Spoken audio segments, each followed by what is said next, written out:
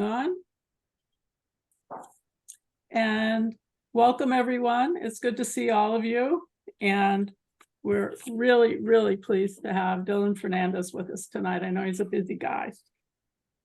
So let me tell you a little bit about him, and then I'm going to turn the floor over to him.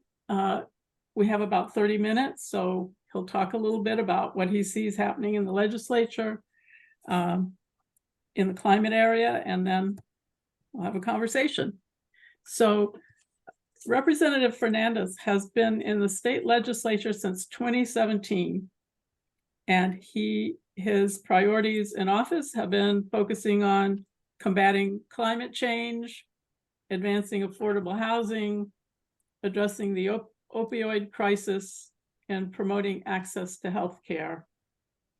He is on the following committees, many of which are of particular interest to us. He's the vice chair of the Joint Committee on Tourism, Arts, and Cultural Development. He's also on the House Committee on Global Warming and Climate Change, on the House and the Joint Committee on Ways and Means, and on the Joint Committee on Telecommunications, Utilities, and Energy, which is the committee that we have had a lot of bills go in front of. So we have seen that meeting, those meetings were one of our favorite committees. So welcome. And we have folks here. I've asked people if you can rename yourself put the town that you're from, then that will give everyone an idea of what parts of the South Shore and Cape we have represented tonight. So with that, I would like to turn the floor over to Dylan Fernandes. Yeah, well, thank you. Thanks, Linda. And a pleasure to be with everyone. It was a great introduction. A little update would be I'm actually the vice chair of the committee on the environment and natural resources. So maybe even more relevant. Yes, absolutely. For this group, although I did, was the vice chair of the tourism committee as well last session. I'll tell you a little bit about where I think we're headed, what I think we've done right, and then happy to answer questions. I know we don't have too much time. But look, I mean, there's no issue that is more important to my generation, children's generation, than that of climate change, global warming, and its impacts on every aspect of our lives. Not just sea level rise and increased storms, but human health, diseases, migration, whole host of different issues that come along with it. So it's the issue I focused and spent the most amount of time in the legislature, and have passed a number of bills around climate change, passed the state's first legislation on ocean acidification, which is the biggest issue impacting our oceans from increased CO2 emissions. And a not so fun fact about my time in office is that Donald Trump and I actually got elected on the same night, which is it's a roller coaster of emotions. But one of the first things he did as president was pull the country out of the Paris Climate Agreement, the best international agreement we have, to actually address this huge global commons issue, possibly the greatest issue to ever face humanity. And so one of the first bills that I filed and the first bill I passed was legislation signing Massachusetts onto that agreement. And down in towards the end, there's a provision that says that non-state party actors can sign on, sub-states essentially.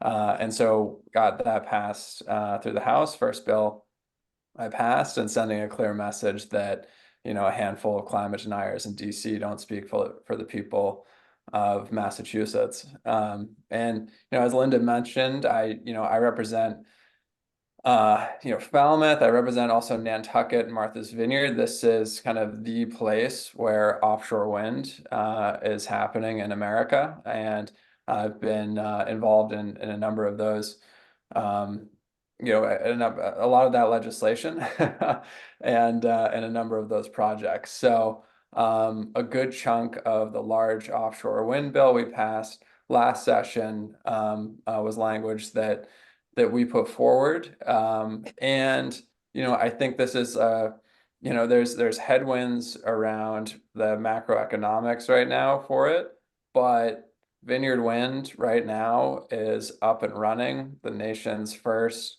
utility scale offshore wind farm. It's bringing 40 good paying year-round jobs to our district that's are going to be at the O&M, the operation and maintenance facility. So, not only is this going to power 400,000 homes, which is an incredible feat in the transition to clean energy, but it's also about good paying year-round labor jobs and economic development that is coming to this area, which honestly I think is often overlooked on Beacon Hill. So I think that's something that we can be proud of that we went first on.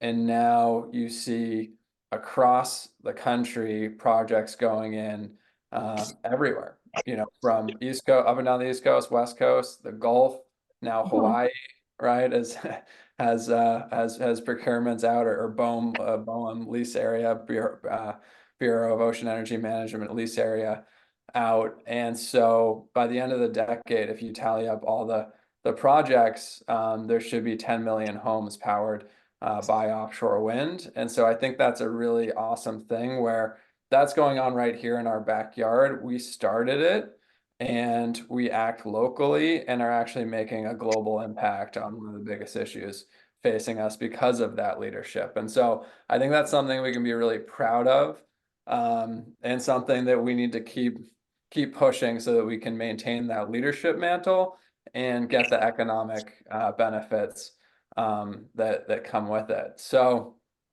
I'm on the TUE committee. I've been on it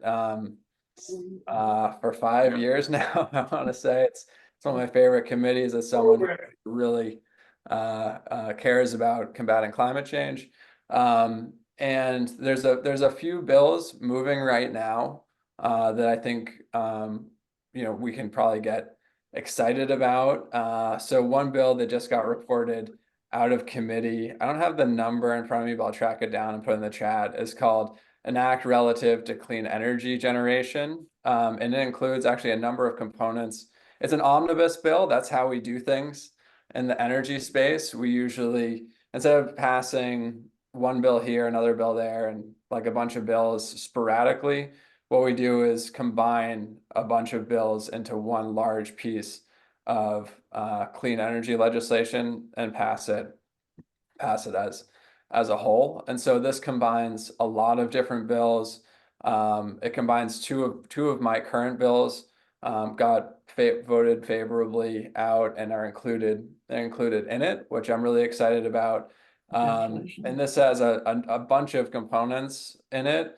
Some of the top line ones are creating a program, an incentive program for to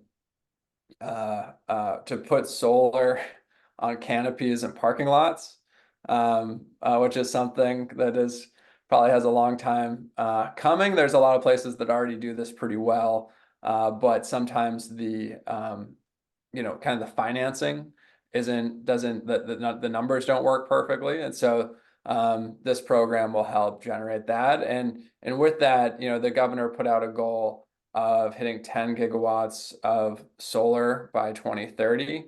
And we incorporate that goal into this legislation, which is a significant increase in our solar targets. It has a 4.5 gigawatt storage procurement in it as well, which is kind of the other piece of this that doesn't get as much attention as wind and solar and hydro. But we are going to need to have significant storage capacity to be able to rely on clean energy to power us, especially when the wind's not blowing and the sun's not shining. So that's also another piece where, like, as you guys probably know, we're also a couple steps away from where we need to be on storage capacity as well, but we are, we're trending in the right direction.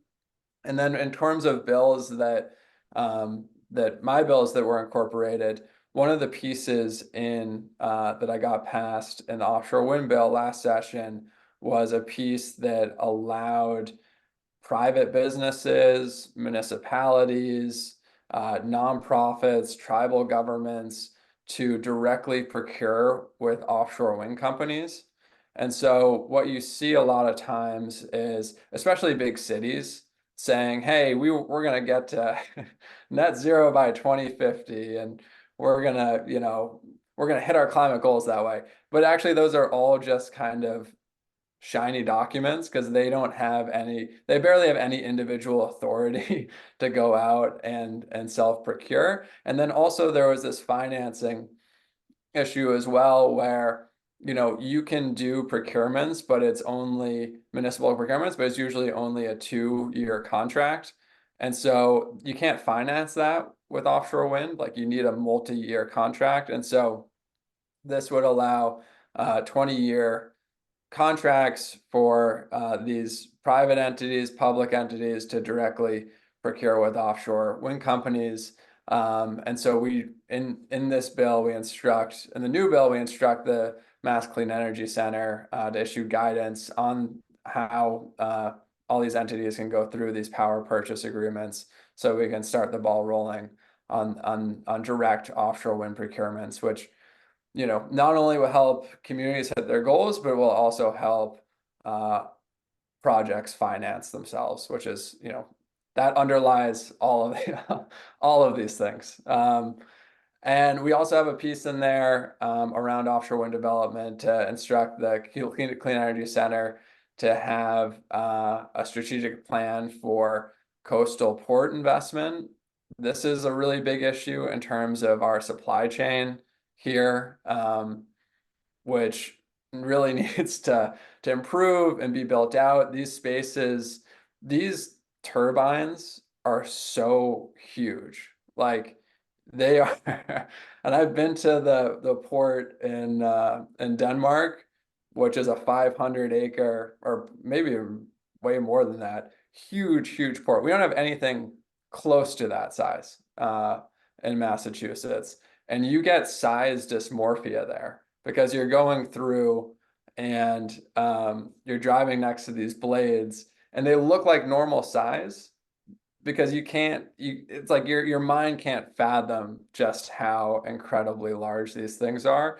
And so we need to have, like, we don't have one set staging area in Massachusetts that could stage all the projects because we don't have, our coast is pretty built up. We don't have a lot of space available. And so we need to get really creative and efficient in how we're using the limited space that we have if we're going to be able to build these projects in a timely fashion that meets our goals. So that's kind of the impetus behind that.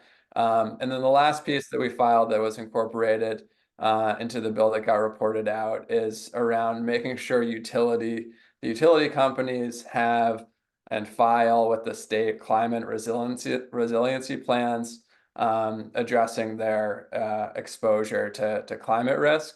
It's kind of wild that they're not required to do this now, but it mandates that they give out plans, they update them every 5 years, and that their capital improvements reflect the plan so that we are not basically subsidizing these utility companies to make capital improvements that don't make sense for climate resilience. And I'm sure everyone here, especially because a lot of us are coastal, can think of think of areas where this might improve, lines and different types of grid infrastructure. So that's, I think that is kind of the main piece. That's better. Okay. Going forward this session. There's a number of other environmental pieces that are moving. I think, there's a decent chance that we finally do a recycling bill, which is like will be long overdue. But I think we have a shot at doing some sort of bottle bill.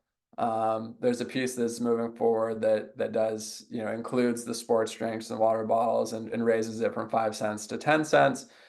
I think there's a shot at that. There's a couple EPR bills circulating, but one that's moving through and got reported favorably. So there's a chance we take up EPR as well. And then lastly, I'll just put a plug in for another bill that I filed that got reported out favorably that, I think has, we're going to push on it is where it's a bill to set up a blue communities program. So it's modeled very similarly to the green communities program, which says that if a community does, 5 of these 9 or 10 or 11 things, then they become a blue community and open themselves up to state grants, which can further help them be a blue community. This bill is aimed around improving water quality, and so the things that a town could do is like a rainwater program, shellfish program, and shell collection program, permeable sources bylaw, fertilizer bylaws, things like that, stormwater utilities, things like that would improve water quality. And then so if they do several of these things, it opens themselves up to additional grant funding. So, I know it's tied into climate, not necessarily climate, but all environmental. So I guess I'll stop there because I know I've taken a fair amount of time. Happy to answer any questions. And this is a great group. I am running for state senate in the Plymouth and Barnstable district. So these are two this is a good crew for South Shore and the Cape. Yeah, Evan. Hi, thank you for coming and speaking with us tonight. I appreciate you taking the time. Yeah, I pleasure. wanted to, yeah, I wanted to ask if you had heard of the Carbon Dioxide Removal Leadership Act. It's a bill that was recently passed favorably out of the Transportation, Utilities, and Energy Committee, and I believe is now in the way, or going to be in the Ways and Means Committee. It's I'll take a yeah. What's the number on it? S2096. Yeah, I'll have to look. So I imagine it's on the Senate side. But I will once it moves over to the House, I'll definitely take a look at it. Great. Okay, great. Dylan, do you know what happened with Rep. Roy's bill? It's H 3215, an act to expedite permitting for electric decarbonization infrastructure. It's got a very long. Yeah, that got reported out favorably. Ah, very interesting. Yeah. Very good. Yeah, and that, like, for those who might not know, is it's basically a bill that helps consolidate the permitting process, and make that a little more smooth than what currently exists. But yeah, that Jeff's bill got reported out. Oh, that's great. That's good news. I'm wondering about the bill. Let's see if I can get the name of it. About putting Mass Save under another organization than utilities. Yeah, well, that's my bill, so is that I gonna know that move? bill. Yeah, yeah, we filed. I have like 8 or yeah, I have a bunch of bills in front of TV. So I don't think I don't think that one made it out. Look, I think as long as the utilities control Mass Save, they are not going to be as aggressive. It's not going to be a program that's as aggressive as it needs to be in hitting our climate goals. And actually, for a while, they were actually subsidizing gas hookups. And so, and then me and who was the senator? Sonia Chang Diaz, who's not a senator anymore. She ran for governor. Um, but at the time she was a senator, we sent them a very angry, me and her led a very angry letter to them saying like, guys, you can't, like us, utility ratepayers should not be subsidizing for our clean energy program, gas hookups. And they actually did, after public pressure, stop doing that. I think, this is a program that could be a lot more efficient and also is a program that could do a lot more to be creative in pushing electrification. I actually think it does a really good job of coming into your home and doing a clean energy audit and doing the insulation and like the weather stripping. I actually think it does that well. I think it does a very poor job of pushing and subsidizing and helping with heat pumps. And it's not just me who thinks that, like, the data bears out they're doing a really poor job of that because we are so far behind of where we need to be in terms of electrification, that I really think that there's a need for updating here, and I would like to see it under a quasi-gov agency. My bill puts it under a Mass CEC, because I just do not trust the utilities to be as aggressive as we need to be.